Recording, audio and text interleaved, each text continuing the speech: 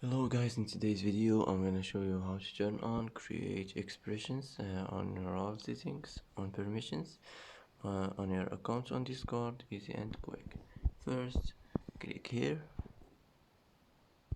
now click settings, and now click roles, now click here permissions.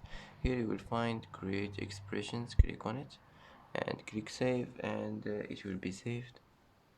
And that's it for today.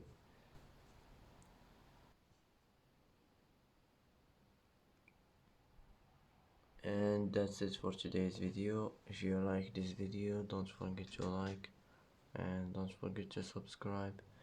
I hope this video is helpful for you, and thanks for watching till the end, and see you in the next video.